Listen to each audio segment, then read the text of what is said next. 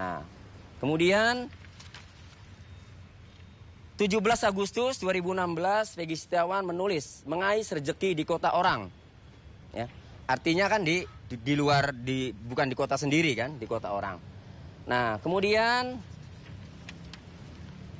24 Agustus Peggy Setiawan menuliskan status lupa suasana kampung halaman.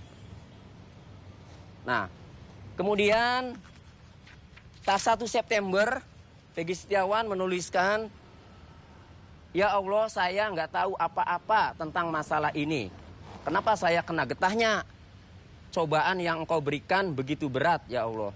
Tanda serunya sampai banyak. Ini kejadian itu kan tanggal 27 Agustus 2016. Tanggal 30 Agustus 2016, 3 hari setelah kejadian, polisi itu mendatangi rumah Ibu Peggy. Mengamankan sepeda motor Peggy Setiawan, motor Suzuki Smash berwarna ungu atau pink, dan membawa motornya Pak Suparman, adiknya ibu, yang tidak ada kaitannya, yang tidak bisa dicurigai sebagai barang bukti kan. Nah, tetapi kemudian motor tersebut dua-duanya belum dibalikin, terutama yang punya Pak Suparman yang dipakai dipinjam oleh polisi ya untuk menyetep, karena motornya Peggy Setiawan ini sudah rusak sebulan yang lalu, nggak bisa jalan sehingga perlu disetep ya Bu. Minjemlah motor buat nyetep, akhirnya dua-duanya dibawa sampai sekarang motor Jupiter itu tidak dibalikin. Ibu bercerita lah, mengabari ke Peggy Setiawan melalui bapaknya bahwa ada polisi mengambil motor dan dituduh membunuh. Oleh karenanya nulis status ini 1 Septembernya Peggy Setiawannya kan. Ya Allah, saya nggak tahu apa-apa tentang masalah ini, kenapa saya kena getahnya? Cobaan yang kau berikan begitu berat ya.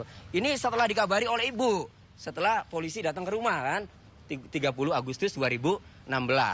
Jadi jelas postingan ini ya menunjukkan bahwa memang Peggy Setiawan tidak tahu apa-apa dan berada di Bandung.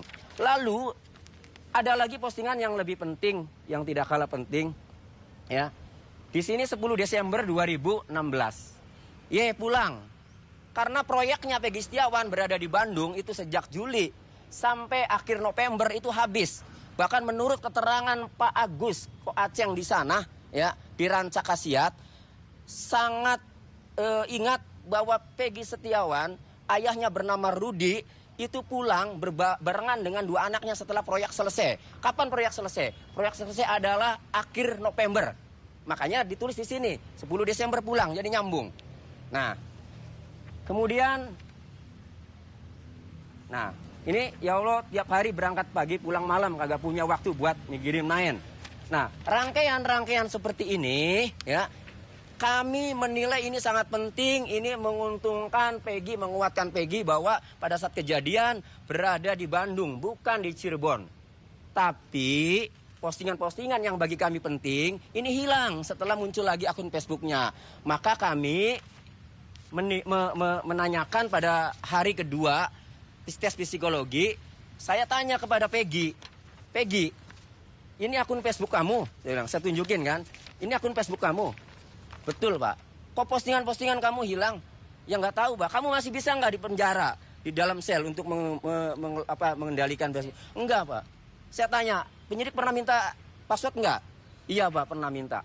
Oh pantas kata saya. Pada saat saya nanya, ada Pak Kanit, Pak Denny Mukhtar itu, karena mau turun ke lift, ya saya tanya dulu. Karena pengacara punya hak untuk bertanya kepada tersangka, kepada kliennya, kan itu. Jadi ada 2 dasar. 1, postingan Facebooknya hilang. Kedua, Peggy Setiawan menjelaskan kepada kami bahwa penyidik pernah meminta password. Atas dasar itu, karena kami menganggap akun Facebook postingan-postingan ini menguatkan alibi Peggy berada di Bandung, sementara dihilangkan, maka ini tidak fair kalau memang dihilangkan oleh penyidik. Kami menduga ya, kalau memang dilakukan oleh penyidik ini kan namanya mengutak-atik barang bukti yang harus dijaga seharusnya keutuhannya. Oleh karenanya ya, biar ada kejelasan, biar ada kepastian hukum, kami mencoba mengadukan permasalahan ini ke Propam. Biar ditindaklanjuti, biar diproses sesuai dengan ketentuan hukum yang berlaku. Kalau hasilnya kemudian, oh dikunci saja, ya baguslah. Kemudian tapi kalau hasilnya, ya kemudian ternyata ada penyalahgunaan wewenang atau benar ada yang menghapus kan, ya berarti tadi menurut Pak Agus yang menerima laporan itu ya dugaannya penyalahgunaan wewenang kalau memang benar diutak-atik. Kami hanya menduga karena ada proses hukum, ada jalurnya. Kalau kami teriak-teriak saja maka tidak ada kepastian hukum. Makanya kami adukan ini biar ada kepastian hukum ya. Jadi ini belum tentu juga ya, misalnya penyidik ini, makanya kami melaporkan ini biar ada kepastian hukum ya. Kami hanya menduga, karena dasarnya tadi akun Facebooknya postingannya hilang, kemudian menurut Peggy Setiawan, penyidik meminta password. Maka wajar kami mencurigai. Begitu ya. Nah ini tanda terima laporannya.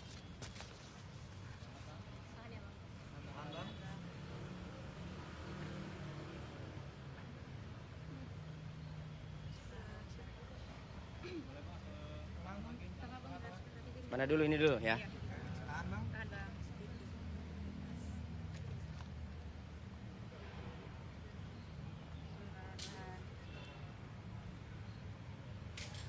Ya, ganti sini.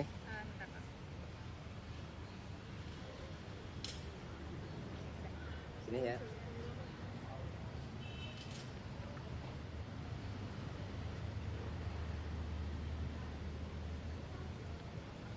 Sudah? Sudah?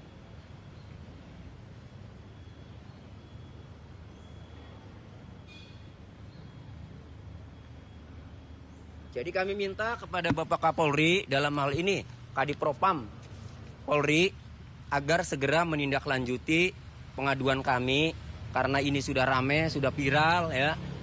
Biar ada kepastian hukum demi menjaga kinerja proses penegakan hukum yang saat ini dilakukan oleh Direskrim Polda Jawa Barat.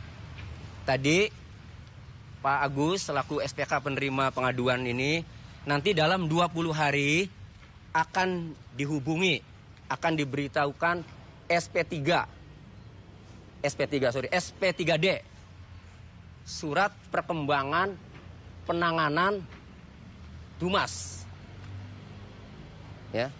Jadi ini namanya Dumas. Jadi dalam waktu 20 hari. Itu. Jadi kami berharap ya dengan diadukannya mengenai postingan Peggy Setiawan yang hilang ini ya, maka akan ada kejelasan. Intinya gini, harus fair lah. Kalau memang adanya seperti ini, bukti-bukti ini ya biarkan harus fair. Kalau memang harus sampai ke pengadilan, biarlah nanti hakim yang menentukan. Biar hakim yang memutuskan. Apakah dengan postingan Facebook Peggy Setiawan ini menguatkan Peggy berada di Bandung kan? Itu. Tapi yang jelas kami sangat yakin kenapa kami harus melaporkan. Karena DPO-nya itu Peggy alias Peron, bukan Peggy Setiawan. Dari putusan pengadilan pun, pengadilan atas nama 8 terpidana yang sudah divonis 8 tahun yang 7 seumur hidup, jelas putusan pengadilannya tidak ada menyebut nama Peggy Setiawan yang adalah Peggy alias Peron. Kendaraan yang disitanya pun dalam putusan pengadilan yang dijadikan barang bukti, 11 pelaku yang 8 divonis, 3-nya DPO, Andi, Dani, dan Peggy alias Peron. Kendaraannya ada 7 sepeda motor, tidak ada menggunakan motor Suzuki Smash. Peggy alias Peron di situ perannya menggunakan motor Vario warna hitam. Ibu, Peggy punya motor Vario warna hitam nggak, Honda? Enggak. Ibu, Honda Suzuki Smash yang disita pada saat 30 Agustus 2016 itu sudah lama rusak ya? Ya, udah sebulan lebih rusak. Iya. Ibu pada saat polisi datang menanyakan ke ibu, ya, Peggy Setiawan berada di mana, Peggy? Ibu jawab ya, di mana? Iya, ada di Bandung. Di Bandung, kerja. Kalau yakin dari dulu, kenapa tidak ditangkap gitu loh? Penyidik itu pinter-pinter, penyidik Indonesia itu. Penyidik Polri itu pinter-pinter, kenapa nggak ditangkap? Bilang udah rame, sekarang kekejar-kejar dengan keramaian ini. Oke, silakan ada pertanyaan. Katanya juga akan ke KPK. Iya. Hari ini nanti jam 12 ya, kami ke KPK. Ke KPK ini kaitannya dengan karena menjelang sidang pra peradilan Peggy Setiawan, kami hanya antisipasi saja. Agar KPK mengawasi, memonitor aparat penegak hukum yang terlibat dalam proses pra peradilan Peggy Setiawan nanti. Itu. Ya, rekan-rekan paham lah udah. Nah, ke MA karena di Mahkamah Agung ada kewenangan dari unit ya Mahkamah Agung namanya Bawas, Badan Pengawasan Hakim ya di Mahkamah Agung. Maka kami minta ke Ketua Mahkamah Agung nanti jam 14 siang ini agar mengawasi jalannya persidangan pra peradilan. Supaya ini upaya kami. Karena kami yakin klien kami ini tidak terlibat dalam pembunuhan Vina Eki, sehingga kami memerlukan pengawas-pengawas ya yang memang mempunyai otoritas untuk mengawasi semua upaya kami semua lakukan. Kalau kami sudah melakukan upaya semua kemudian masih tetap, ya sudah berarti kami lihat nanti kami bela nanti di perkara, di pokok perkara, pemeriksaan atau sidang di pokok perkara Peggy nanti kan. Kalau ternyata di Prapidnya itu kemudian sudah diawasi masih saja ditolak kan gitu. Nah, tapi kami yakin sebenarnya, makanya karena kami yakin kami memerlukan bantuan institusi yang mengawasi itu. Itu aja sebenarnya. Tidak ada kami mencurigai atau menemukan, enggak ada. Cuma kami antisipasi saja. Pak, Itu. dengan segala upaya perlawanan yang dilakukan ini kalau menurut Bapak kinerja Polri itu seperti apa gitu Pak kan? Bisa Ibu jawab. gitu, mungkin. Ya, silakan. Ya, kalau menurut tim kami memang ini tidak ada ketransparansian dari penyidik. Nah, makanya kan kinerja Polri itu kan sekarang sedang menurun kalau di mata masyarakat karena kasus viral ini. Makanya untuk itu kami berharap kalau memang buktinya lemah ya tolong Peggy segera dibebaskan, karena memang kita sebagai tim kuasa hukum juga yakin bahwa Peggy Setiawan bukanlah orang yang dimaksud. Kalau memang itu adalah motifnya pembunuhan berencana, tentunya haruslah mereka saling kenal. Tapi Peggy Setiawan tidak mengenal Vina maupun Eki.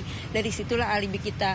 Dan kemudian juga pada saat tanggal 27 Agustus 2016, Peggy Setiawan itu memang sedang berada di Bandung. Dan itu pun dibuktikan dengan postingan-postingan dan juga saksi alibi yang memang sudah kita kemukakan kepada media.